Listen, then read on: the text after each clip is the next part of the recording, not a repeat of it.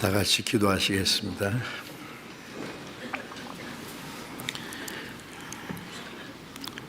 우리를 사랑하시는 거룩하시고 자비로우신 우리 아버지 하나님, 하나님을 멀리 떠나 죄 가운데 행하던 저희를 불쌍히 계시고 사랑하셔서 우리가 하나님을 알지 못할 때 주 예수님께서 우리가 받아야 될 저주와 심판을 대신 담당하시고 주님이 죽으시고 흘려주신 그 보배로운 피로 우리의 죄를 영원히 씻어주시고 다시는 심판과 저주를 받지 않게 하시고 아무 공로 없이 구원해 주신 그 크신 은혜 참으로 감사합니다. 우리를 하나님의 자녀로 삼아주시고 영원한 하나님 나라에 들어갈 수 있는 영광스러운 소망을 주신 그 모든 은혜를 위하여 감사와 찬송을 우리 아버지 하나님께 돌립니다. 이 시간 주님의 보배로운 피로 구속함을 받은 저희들 주님 앞에 함께 모여서 주님의 크신 은혜와 사랑을 찬송하며 말씀을 배우며 주님과 함께하는 거룩한 무리 안에서 교제케 하심을 감사드립니다.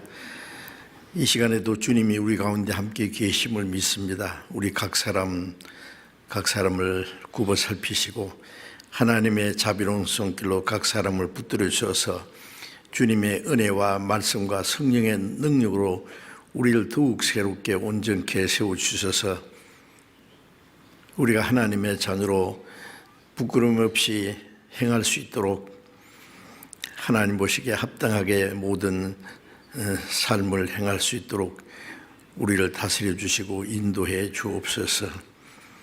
전국에 있는 우리 교회, 세계 많은 교회, 어려운 가운데서 믿음을 지키고 복음을 전하는 모든 형제 자매들 가운데 주님이 함께 계셔서 마지막 때 주님이 원하시는 더 큰 구원의 역사를 능히 이룰 수 있도록 우리 형제 자매들 모두 주님 뜻대로 귀하게 사용해 주시고 말씀 전하는 모든 전도인들에게 말씀과 지혜와 성령의 능력으로 더욱 충만케 하셔서 주의 복음을 더욱 담대히 전거해서 많은 영혼들을 주님 앞으로 인도해서 구원받게 하는 하나님의 큰 역사를 능히 이루게 해 주옵소서.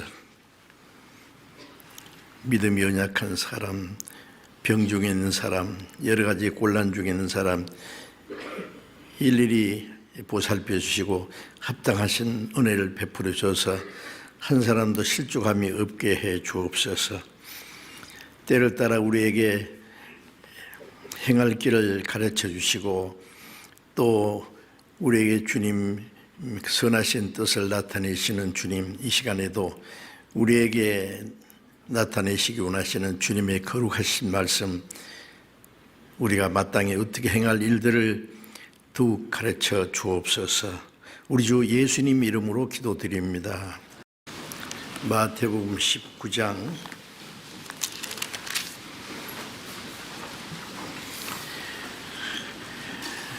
마태복음 19장 16절부터 29절까지를 읽겠습니다.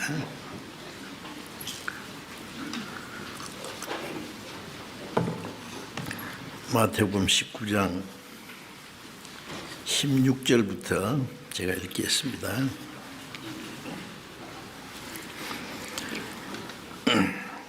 어떤 사람이 주께 와서 가로되 선생님이여 내가 무슨 선한 일을 하여야 영생을 얻으리이까?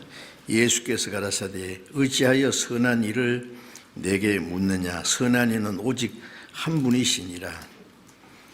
네가 생명에 들어가려면 계명들을 지키라. 가로되 어느 계명이니까? 예수께서 가라사대 살인하지 말라, 간음하지 말라, 도둑질하지 말라, 거짓 증거하지 말라, 네 부모를 공경하라, 네 이웃을 네 몸과 같이 사랑하라 하신 것이니라. 그 청년이 가로되 이 모든 것을 내가 지켰사오니 아직도 무엇이 부족하니이까? 예수께서 가라사대 내가 온전하고자 할진대 가서 네 소유를 팔아 가난한 자들을 주라. 그리하면 하늘에서 보화가 네게 있으리라. 그리고 와서 나를 좇으라 하시니 그 청년이 재물이 많음으로 이 말씀을 듣고 근심하며 가니라. 예수께서 제자들에게 이르시되 내가 진실로 너희에게 이르노니 부자는 천국에 들어가기가 어려우니라. 다시 너희에게 말하노니 약대가 바늘귀로 들어가는 것이 부자가 하나님의 나라에 들어가는 것보다 쉬우니라 하신데 제자들이 듣고 심히 놀라 가로되 그런즉 누가 구원을 얻을 수 있으리이까? 예수께서 저희를 보시며 가라사대 사람으로는 할 수 없으되 하나님으로서는 다 할 수 있느니라. 이에 베드로가 대답하여 가로되 보소서 우리가 모든 것을 버리고 주를 쫓아싸우니 그런즉 우리가 무엇을 얻으리이까? 예수께서 가라사대 내가 진실로 너희에게 이르노니 세상이 새롭게 되어 인자가 자기 영광의 보좌에 앉을 때에 나를 좇는 너희도 12 보좌에 앉아 이스라엘 12지파를 심판하리라. 또 내 이름을 위하여 집이나 형제나 자매나 부모나 자식이나 전투를 벌인 자마다 여러 배를 받고 또 영생을 상속하리라. 예, 거기까지.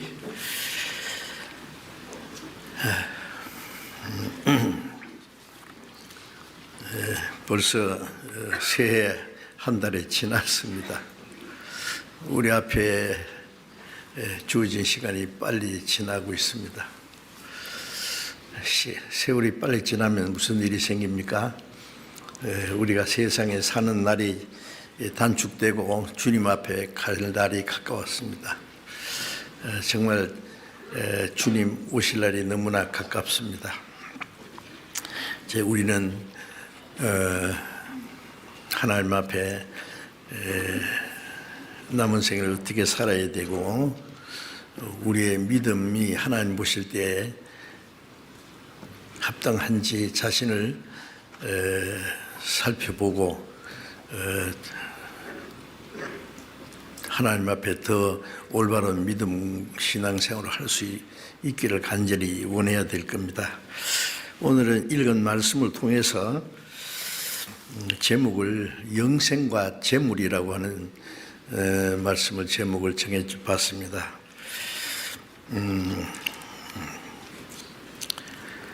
여기에 어떤 사람이 예수님께 와서 아주 중요한 질문을 했습니다. 선생님이여, 내가 무슨 선한 일을 해야 영생을 얻으리이까? 이런 말씀이 성경에 곳곳에 있는데 사람들은 영생에 대한 갈구하는 마음이 많습니다. 그래서 무슨 선한 일을 해야 영생을 얻으리이까? 라고 예수님께 질문을 드렸습니다.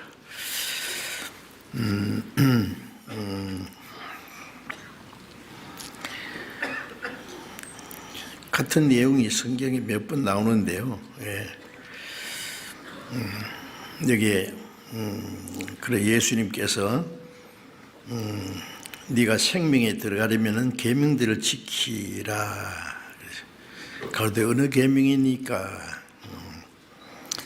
예수께서 살인하지 마라, 간음하지 마라, 도둑질하지 마라, 거짓 증거하지 말라, 네 부모를 공경하라, 네 이웃을 네 몸과 같이 사랑하라 하신 것이니라.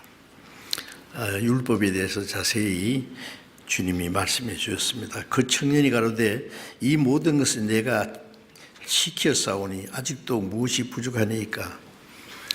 이 사람은 예수님이 하시는 말씀대로 계명을 다 지켰다고 했습니다.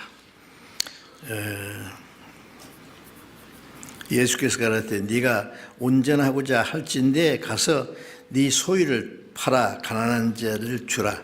그리하면 하늘에서 보화가 네게 있으리라. 그리고 와서 나를 좇으라 하시니 그 청년이 재물이 많음으로 이 말씀을 듣고 근심하며 가니라 그랬습니다.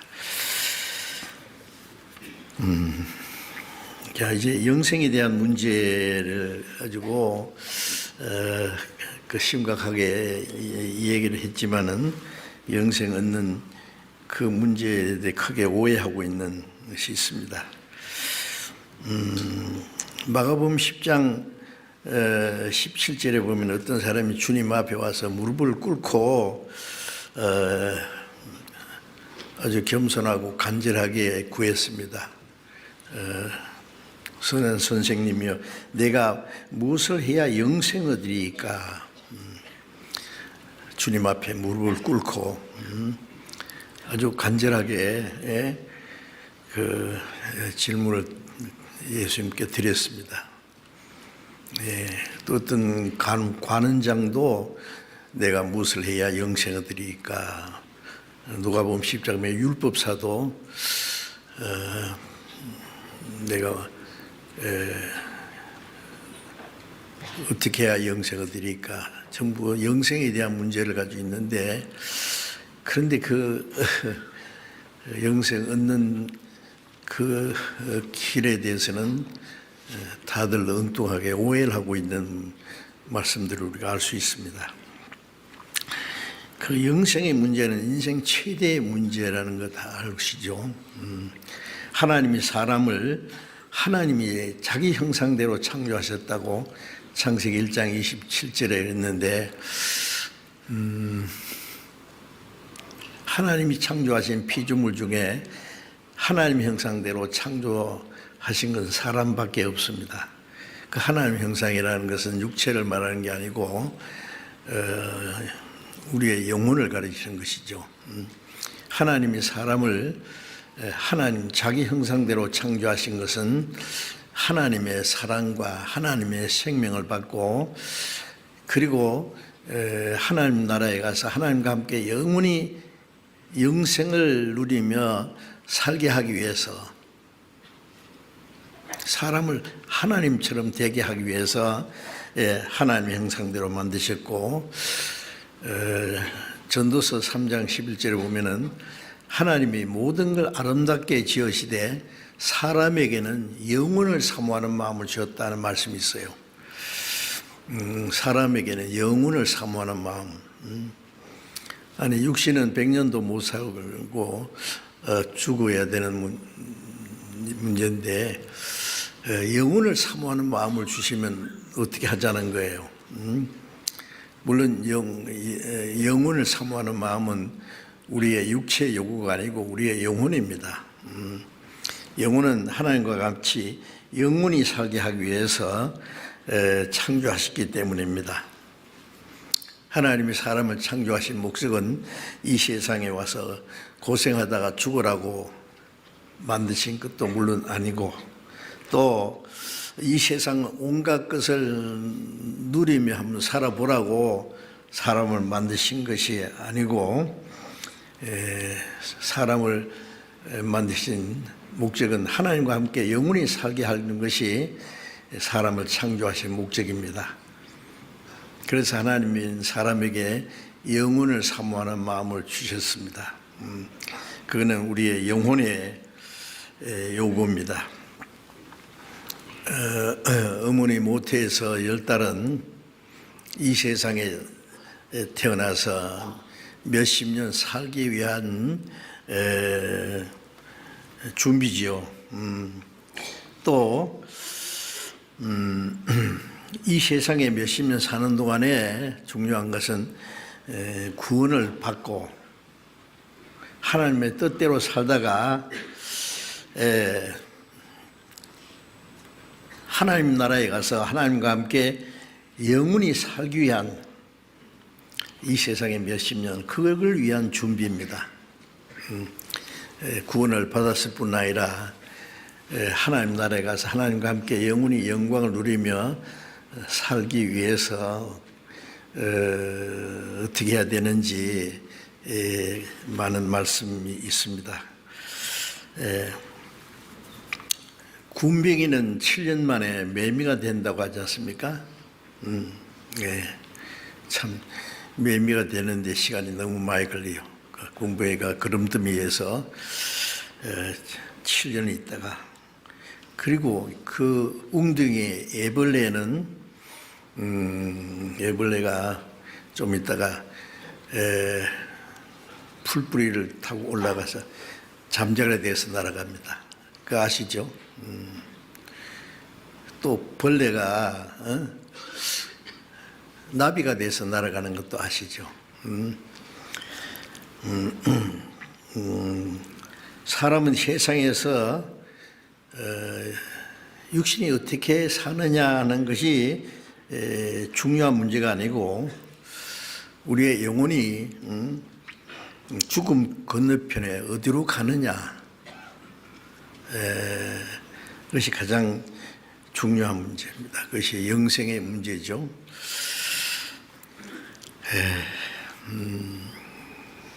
근데 많은 사람들이 영생을 얻는 문제에 대해서 아주 오해하고 있는 문제가 있습니다.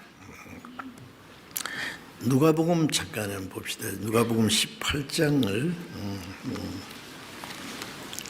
누가복음 18장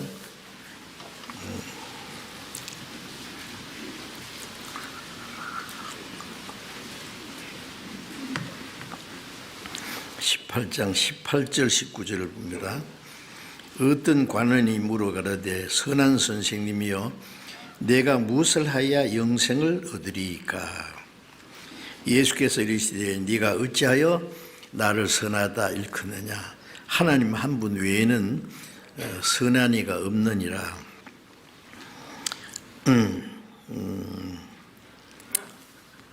어떤 관원이 예수님께 선한 선생님이여 그랬어요. 예수님은 선한 일을 가르치는 도덕 선생인 줄 알았는 모이죠.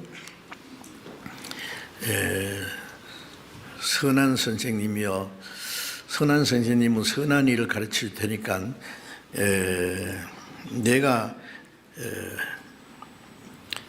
무엇을 해야 영생을 얻으리까? 예수님 말씀에 네가 어찌하여 나를 선하다 일컫느냐? 하나님 한 분 외에는 선한 이가 없느니라. 예수님 자신이 선하지 않다는 말씀이 아니라 이 관원은 예수님을 하나의 인간으로 선한 일을 가르치는 도덕 선생으로 생각하고 있기 때문에 예수님은 사람은 그런 선한 사람이 없다는 얘기입니다. 예수님은 사람이 아니고 하나님이 사람의 몸을 입고 오신 분이잖아요. 예수님은 정말 선한 분입니다. 그래서 하나님 한 분 외에 선한 이가 없다는 말씀은 예수님도 하나님과 동등한 분이기 때문에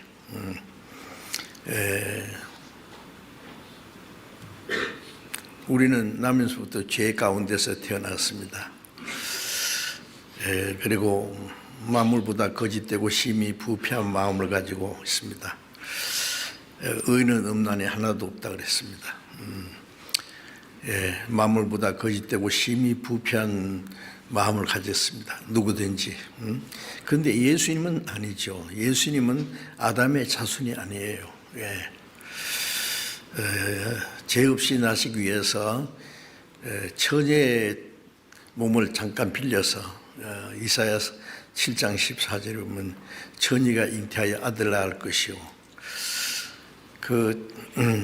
예수님은 사람의 몸으로 나시기 위해서 처녀의 태를 10달 동안 빌린 것이지 아담의 자손이 아닙니다. 예수님은 나시면서부터 의인입니다. 예수님은 한 번도 죄를 지은 일이 없습니다. 예수님은 하나님의 율법을 완전히 지키신 분이에요. 왜? 그래서 예수님만이 선하신 분이고 의로운 분이라고 말씀하고 있습니다. 그런데 예수님이 누군지를 모르니까 사람들은 그냥 선한 선생님이요. 그래서 예수님이 나를 왜 선하다고 하느냐? 너희들이 생각하는 그냥 선한 도덕 선생이 아니다. 그런 말씀입니다. 로마서 3장 4절에 보면은 사람은 다 거짓되되 하나님은 참되시되 할지어다. 사람은 다 거짓되다 그랬어요. 다. 예? 그리고 로마서 3장 10절에 의인은 없나니 하나도 없다. 자, 하나님 보실 때 세상 사람들은 의인은 하나도 없다. 의인이라는 것은 도무지 죄를 지을 수 있는 마음도 없는 사람이라야 돼요. 예. 그리고 로마서 3장 12절에 보면은 다 치우쳐 함께 무익한 자가 되고 선을 행한 자가 없나니 하나도 없도다.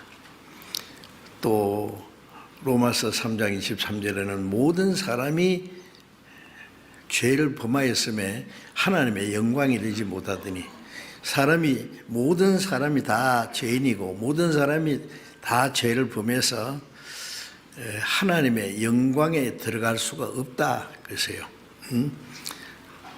사람이 죄를 범한 결과는 하나님 나라에 하나님의 영광에 참여할 수 없게 된 거예요. 사람이 죄를 지어서 지옥 가게 됐다 보다도 원인은 하나님의 영광에 들어가지 못하면 갈 곳이 거기밖에 없으니까요. 그래서 이사야 64장 6절에 보면은 우리의 의는 다 더러운 옷과 같다. 인간도 선한 일도 할 수 있어요.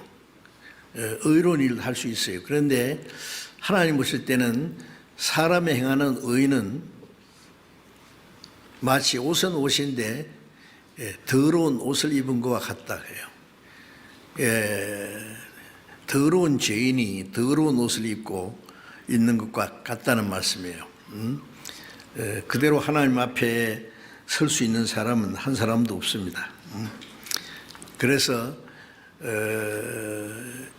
인간의 행하는 모든 의는 하나님 보실 때 더러운 옷과 같고 선은 선인데 위선이라고 그러죠. 거짓 위자 써서 거짓 착한 체 하는 거예요. 진정한 선을 행하지 못하는 겁니다. 마치 선물이 포장은 잘 돼 있는데 그 명절 때 보면은요, 이제 누군 선물을 보내지 않습니까? 그런데 어떤 선물을 보면은 포장은 아주 잘 돼 있어요. 그 뜯어보면은 정말 뭐 잘못됐어요. 사과도 썩은 것도 있고. 예. 그 포장은 잘 돼 있는데, 그 가짜 안에는 가짜가 들은 것처럼 겉으로는 종교적인 아주 그 경건한 모양도 있고 어떤 사람들은 막 고행도 하고 적선도 하고 공도 많이 쌓고 나름대로의 좋은 일을 많이 하는 것 같은데 그렇게 하면은 영생을 얻을 줄 생각하겠지만 물론 아닙니다. 그래서 사람이 행하는 선은 하나님 보실 때 참된 선이 아니기 때문에 그래서 하나님 말씀 성경에는 사람이 선을 행해서 영생을 얻을 수 있는 사람은 한 사람도 없다고 말씀했습니다.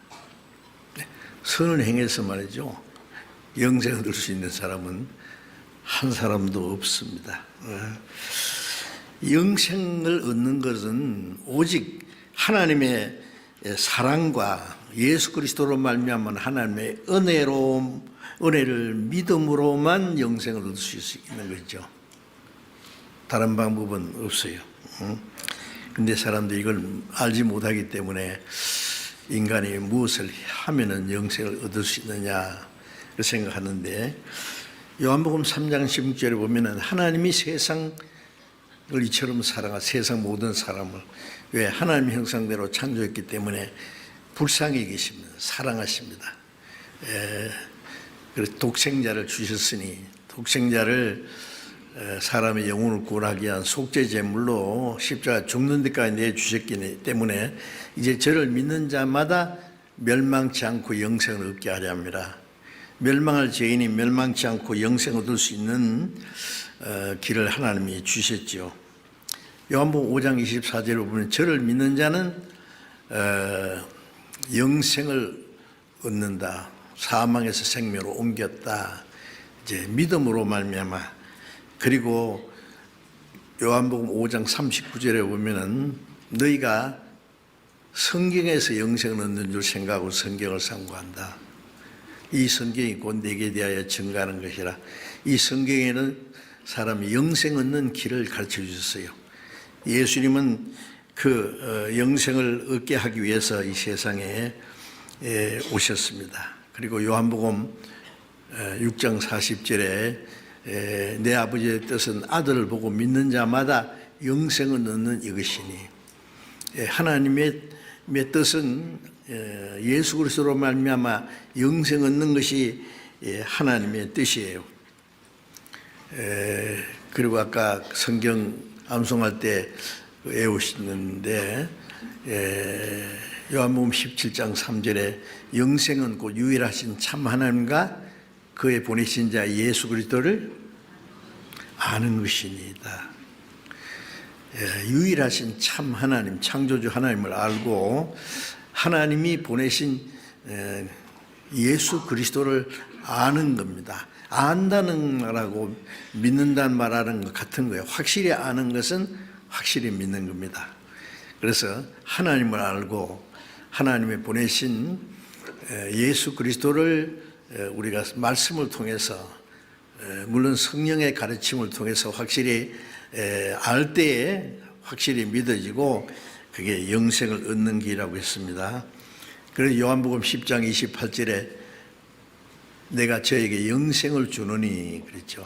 영혼이 멸망치 아니할 터이요 또 저희를 내 손에서 빼앗을 자가 없느니라. 주님은 사람에게 영생을 주십니다. 그래서 우리가 그 하나님의 은혜를 깨닫고 구원을 받으면 구원을 받았다, 거듭났다, 영생 얻었다, 다 같은 뜻이죠. 우리는 확실히 하나님의 은혜를 깨닫고 구원을 받은 사람은 이미 영생을 얻었습니다. 영생을 얻었고 심판에 이르지 않는다. 사망에서 생명으로 옮겼느니라. 참 놀라운 말씀인데,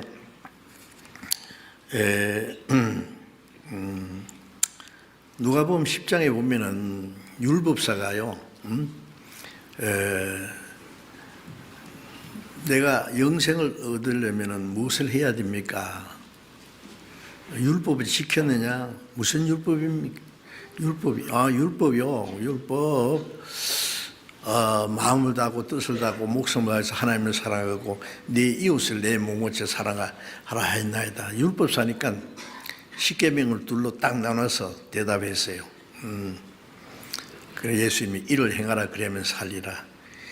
뭐 율법을 많이 안다고, 율법을 잘잘 외운다고 영생 얻는 것이 아니라 이를 행하라 그러면 살리라. 그러니까 율법사 내 이웃이 누굽니까? 자기를 선하게 보이려고. 내 이웃이 너는 이웃을 사랑할 수 있습니다.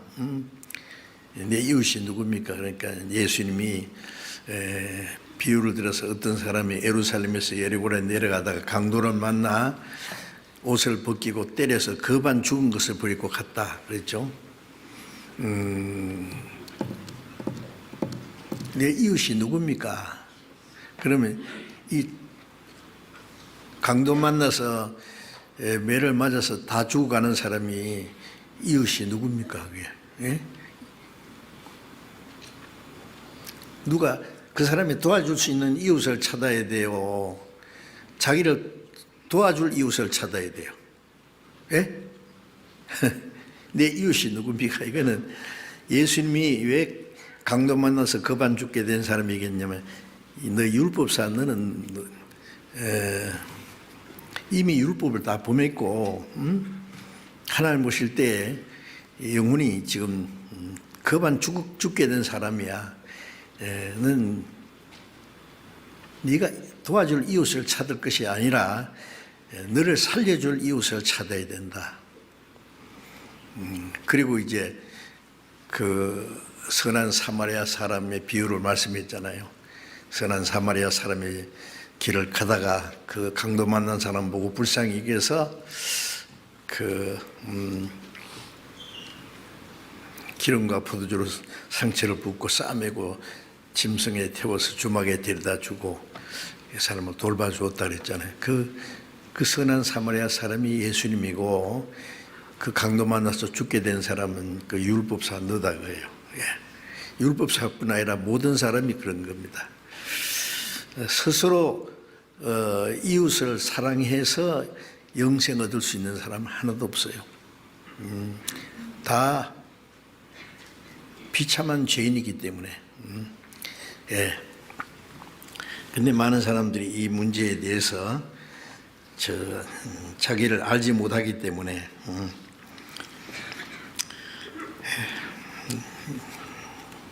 율법을 행하려고 하는 사람은 자기가 이미 율법을 행할 수 없는 사람이라는 것 뿐만 아니라 이미 율법을 다 범한 사람이라는 걸 알아야 돼요. 그렇죠? 내가 무슨 선한 일을 해야 율법을 지켜야 영생 얻느냐. 율법을 행할 수가 없어요, 죄인은. 그리고 이미 다 범했어요.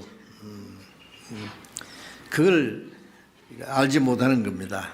그래서 갈라디아 5장 4절에 율법의 행위로 의롭다함을 얻으려 하는 너희는 그리스도에서 끊어지고 은혜에서 떨어진 자로다. 율법의 행위로 의롭다함을 받으려 하는 사람은 그리스도에서 끊어지고 하나님의 은혜에서 떨어진 사람 멸망입니다. 지옥 가면은 참 무슨 일이 있을까요? 뭐 살인, 강도, 뭐 온갖 사기꾼, 흉악한 죄인들 다 있지만은 평생 교회 다니고 종교 생활도 하고 경건하다고 하는 사람들이 지옥 가서 같이 만나는 일이 있을 거예요. 어떻게 생각해요? 지옥 가면은 야, 저 아무개 집사아이가 야, 너도 왔네 여기. 아, 저 장로 아이가 유명한 장로. 아, 목사도 왔네. 농담 같지만은요. 그런 일이 있을 겁니다. 자기가 스스로 구원받지도 않고 그런 선한 종교 생활을 할 수가 있거든요. 물론 진짜 선은 아니지만은요. 그래서 여기 내가 무슨 선한 일을 해야 영생을 드릴까? 예수님이 네가 율법을 지켰느냐 할때 무슨 율법입니까? 살인하지 마라, 간음하지 마라, 돌질하지 마라, 거짓말하지 마라, 네 부모를 공경하라, 네 이웃을 내 몸같이 사랑하라. 아, 그거 다 지켰습니다.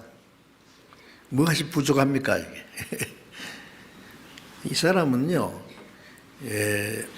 이웃 사람에게 해롭지 하지 않으면은 그게 사랑한 줄 알았던 모양이에요. 근본적으로 오해하고 있어요. 살인하는 것도 미워하는 자는 살인하는 자다. 마음의 음욕을 품은 자는 이미 간음했다.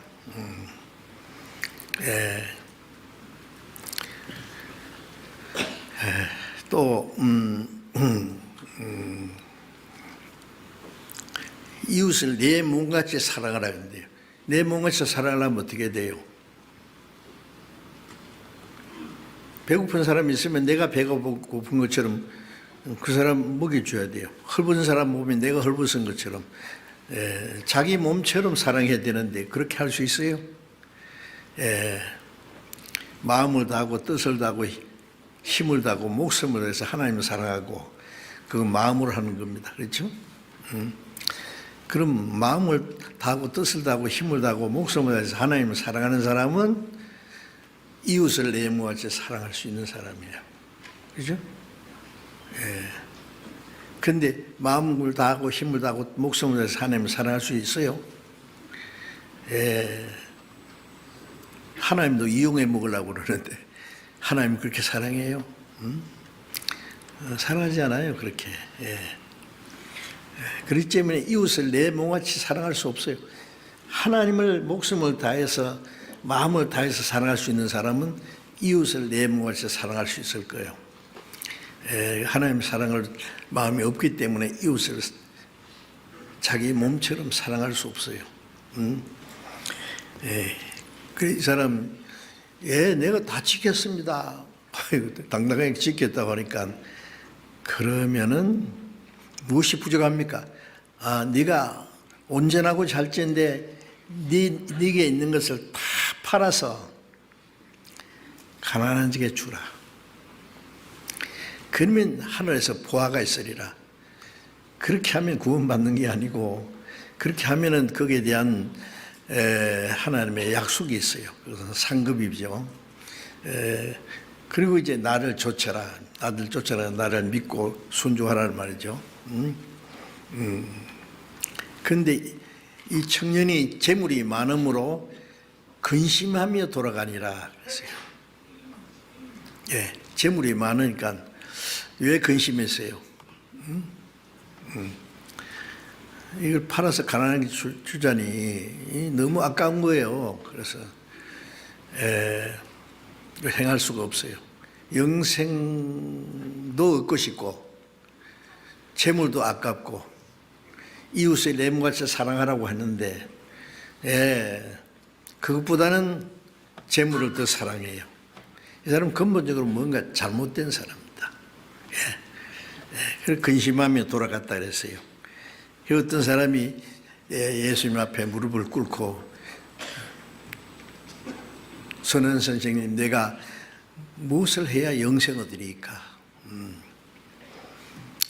똑같은 질문인데 예수님이 네게 있는 것을 팔아 가난지고 나눠주고 나를 좇아라. 그러니까 이 사람이 재물이 많음으로 슬픈 기색을 띠고 돌아갔다. 예수님 말씀대로 할 수 있는 사람 한 사람도 없었어요. 다 근심하며 돌아가고 슬픈 기색을 띠고 돌아갔어요. 영생도 얻고 싶지만은 그건 나중 일이고 지금 당장 재물이 더 중요한 거예요. 이것이 참 인간의 참 모순입니다. 영생을 주실 수 있는 분과 영생을 받고자 하는 사람이 1대1로 만났는데 얼마나 놀라운 일입니까? 그 기회를 다 놓쳐버리는 비극입니다. 이 세상에 헛된 그 재물 때문에 재물이냐 영생이냐 저울질 하다가 영생은 나중 일이고 재물이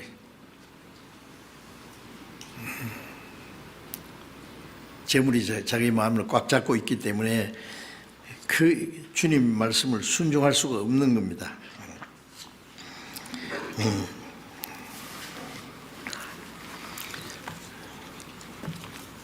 이웃을 내 몸같이 사랑하지도 않으면서 율법을 다 지켰다는 것은 그거는 거짓말이에요. 마음을 다하고 목숨을 다하고 뜻을 다해서 힘을 다해서 하나님을 사랑하고 이웃을 내 몸같이 살아가는데 그 두 가지 범했으면 율법 다 범한 거예요. 아닙니까? 주님 모실 때는 율법을 제대로 지킨 게 하나도 없는데 내가 다 지켰습니다. 그거는 이웃에게 나쁜 짓 하지 않았으면은 이웃을 사랑했다고 생각하는 모양이죠. 그래서 온전하고 잘진데 네 소유를 팔아서 가난하게 주라. 예. 이웃을 자기 몸처럼 사랑할 수 있다면은요, 예? 왜 그걸 못 줍니까? 그죠? 예.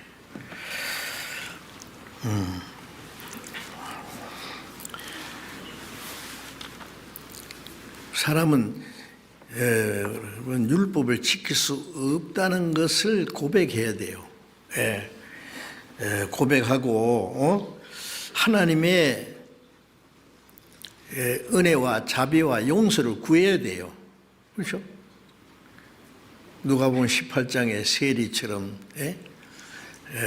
나는 죄인이로소이다. 나를 불쌍히 여소서. 그렇게 되죠. 율법을 행하지도 않고 행할 힘도 없고 죄인이고 다. 그러니까 이 죄인을 불쌍히 주시오. 하나님이 우리의 행한 것을 보고 구원해 주시는 게 아니잖아요.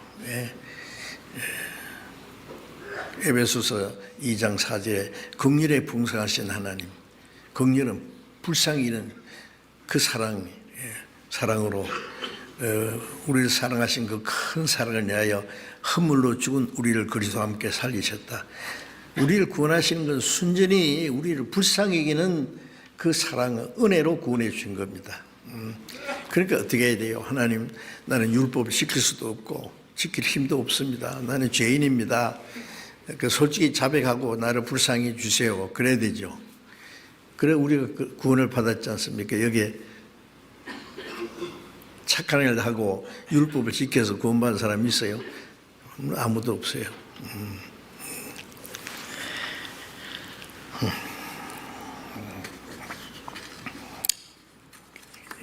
그런데 이제 예수님이 네게 있는 걸 다 팔아 가난한 자에게 주고 나를 따르라고 한 것은 그 사람들이 율법을 지키지 못했다는 것을 깨닫게 하기 위해서 지적하신 말씀이고, 또 인간의 행위로는 의롭다함을 받을 수 없다는, 인간은 근본적으로 하나님의 율법을 지킬 수가 없어요.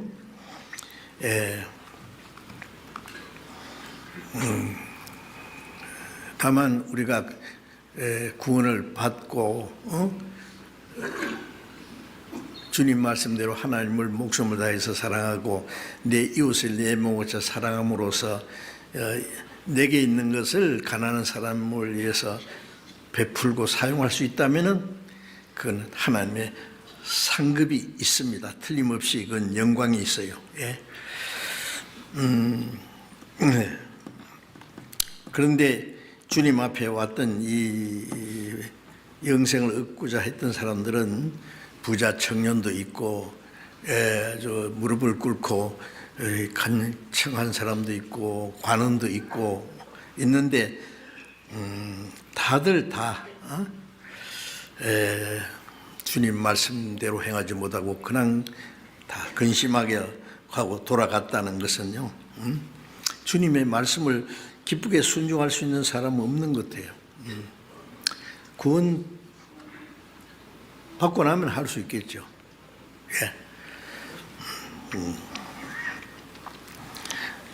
재물을 선택하느냐, 영생을 선택하느냐, 이 두 문제 사이에서 영생도 얻고 싶고 재물도 아깝고, 그 갈등에서요, 재물이 더 중요하다고 생각한 것, 장차 얻을 영생보다는요. 그래서 스스로 그것을 포기하고 이제 돌아가는 사람들 참 얼른 이해가 안 되죠. 영생이 그렇게 자기 재물, 그 하찮은 재물보다 못한 거예요. 그 영생보다는 재물을 더 크게 여긴 것이죠.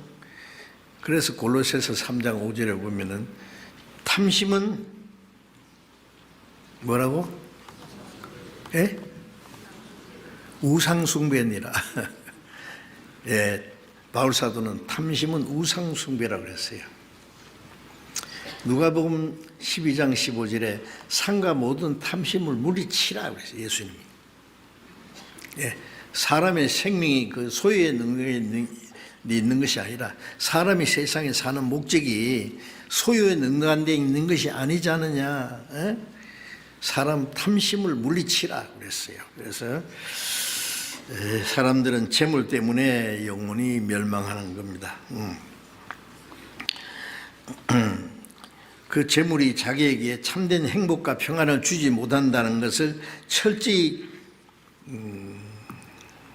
깨닫게 될 때까지는 이 사람들이 영생 얻기가 어려워요. 하나님이 예수님은 그 사람들을 그냥 돌려보냈어요. 자세히 설명하실 필요도 없이 스스로 깨달아야 되는데 누가복음 12장 20절에 보면은 그 부자 있잖아요. 여러 해 쓸 물건을 많이 쌓아뒀으니 이제 편안히 쉬고 먹고 마시고 즐거워하자. 그럴 때 예수님이 이 어리석은 자여 오늘 밤에 네 영혼을 도로 찾으리니 오늘 밤에도 영혼을 불러갈 수 있어요. 전도서 12장 7절에 보면 흙은 여전히 땅으로 돌아가고 이 육신은 흙으로 만들기 때문에 흙에서 난 걸 먹고 살다가 죽으면 흙으로 돌아가요. 사람 죽으면 돌아가셨다 그러잖아요. 원래대로. 그리고 신은 그 영은 주신 하나님께로 돌아가기 전에 기억하라. 오늘 밤에 네 영혼을 도로 찾으니 그 영은 하나님이 주셨기 때문에 영 불러갑니다. 불러가는데 그 영이 하나님 나라에 갈지 저주받은 자라 나를 떠나 마귀와 그 사자를 위해서 예비된 영영한 불에 들어가라 할지 그것이 문제죠. 그래서 오늘 밤에 네 영혼을 도로 찾으리니 그러면 네가 예비한 것이 누구시 되겠느냐. 아무리 재물을 많이 쌓아뒀다 해도 그게 네 거냐 그거예요. 참 부자들 엄청나게 많은 재산을 가지고 있는 부자들도 있죠. 네? 뭐 우리가 생각하는 부자가 아니고 막 엄청난 부자도 있어요. 돈을 어디다 쓸 줄을 모르는 부자도 있어요. 그게 누구 겁니까? 하나님이 영혼을 불러갈 때 그 누구 것이 될 거예요, 그게. 아무 소용없는 겁니다, 그게. 그런데 그 재물이 자기에게 행복을 주리라고 생각해요. 자기에게 만족을 주리라고 생각해요. 자기에게 모든 문제를 해결해 줄 줄 아는데 어림도 없는 소리.